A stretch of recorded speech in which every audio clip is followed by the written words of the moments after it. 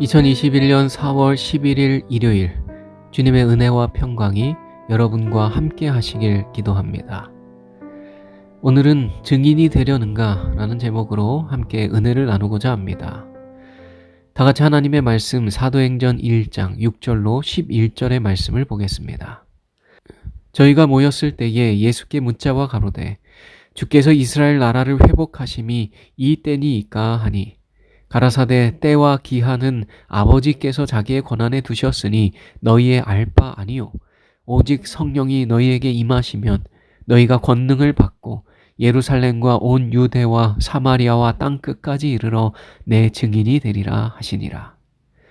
이 말씀을 마치시고 저희 보는 데서 올리워 가시니 구름이 저를 가리워 보이지 않게 하더라.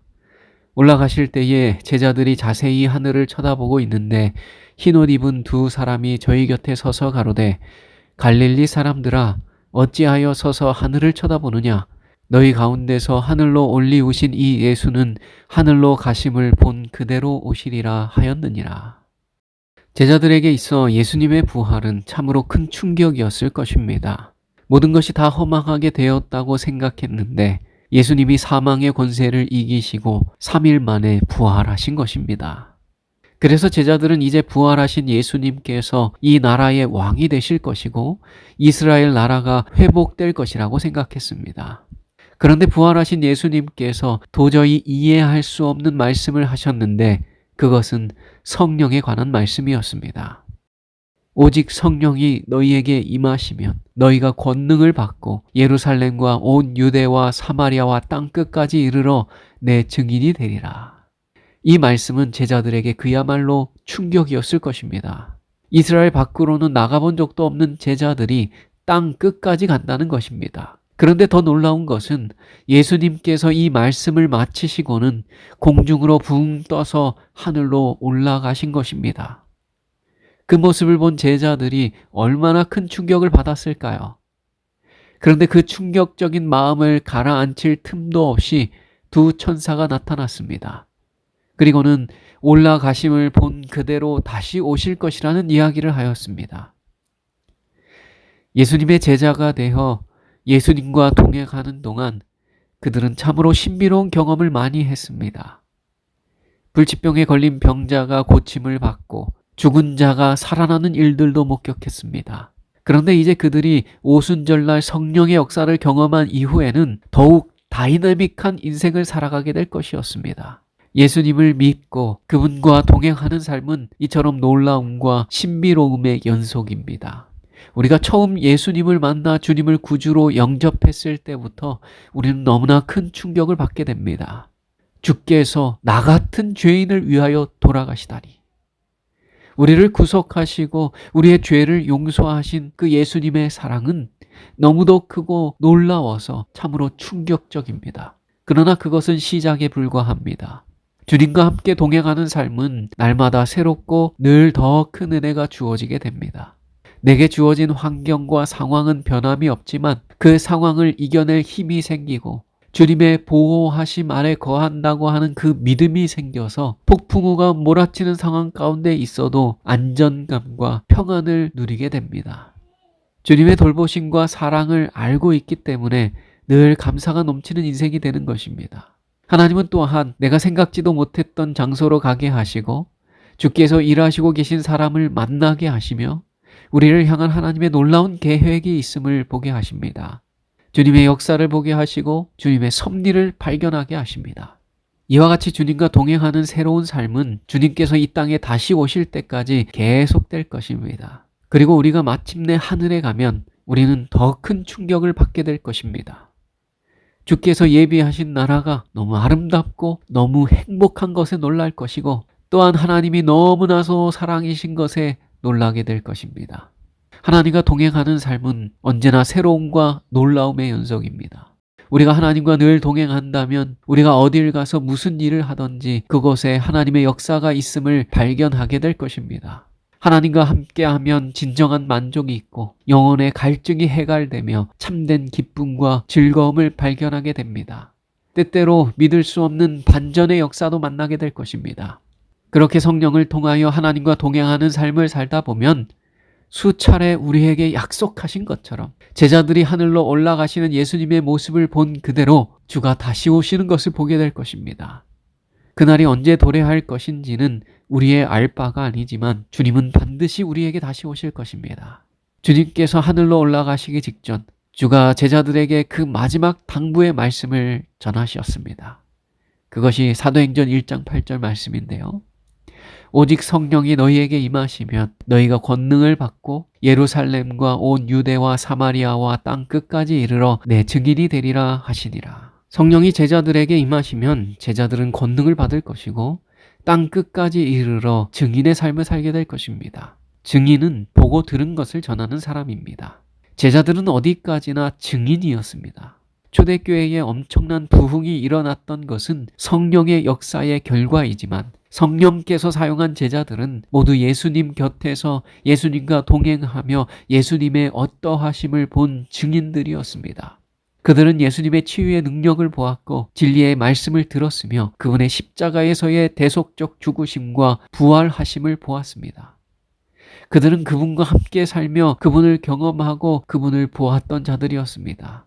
그래서 제자들은 단지 기독교 교리를 전한 것이 아니라 그들이 보고 듣고 경험한 예수님의 어떠하심을 전한 것이었습니다. 그러므로 보지 못했고 듣지 못했던 자들은 증인이 될 수 없습니다. 지식적으로 기독교 교리를 잘 안다고 해서 증인이 되는 것이 아닙니다. 인격적으로 예수님을 직접 경험하고 개인적으로 그분이 주시는 구원의 능력을 체험한 자에게 성령이 임할 것이고 성령이 임할 때에 증인의 삶을 살 수 있게 되는 것입니다. 그런데 우리는 예수님에 대한 개인적인 만남과 경험보다 성경 교리와 지식을 앞세웁니다. 그러한 체험되지 않은 지식은 사상 누각에 불과합니다. 우리는 남은 자손입니다. 남은 자손은 주님이 다시 오실 그 마지막 때에 늦은 비 성령을 받아 새 천사의 기별을 땅 끝까지 전파할 자들이고 그 남은 자손의 사역을 통하여 주가 오실 길은 예비될 것입니다. 만일 우리가 그 늦은 비 성령을 받길 원하고 남은 자손의 사명을 이루길 원한다면 우리는 먼저 예수 그리스도를 인격적으로 만나고 그분의 어떠하심을 직접 경험해야 합니다. 주님의 용서와 그분의 사랑을 체험해야 하고 주님과 늘 동행하는 그 축복된 삶을 맛보아 알아야 합니다.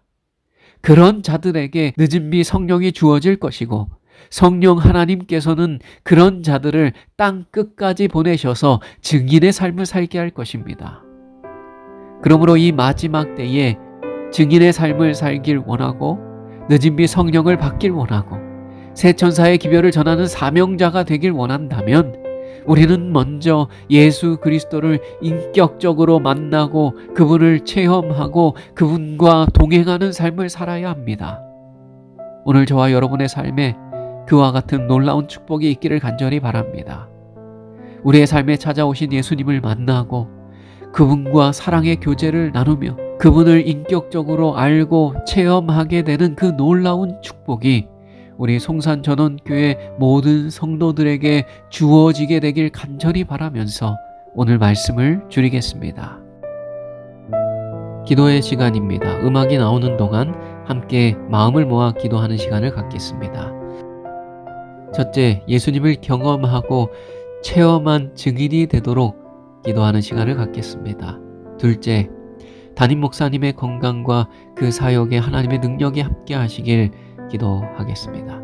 셋째, 5월 17일부터 진행될 전반기 전도회를 위하여 합심하여 기도하는 시간을 갖겠습니다.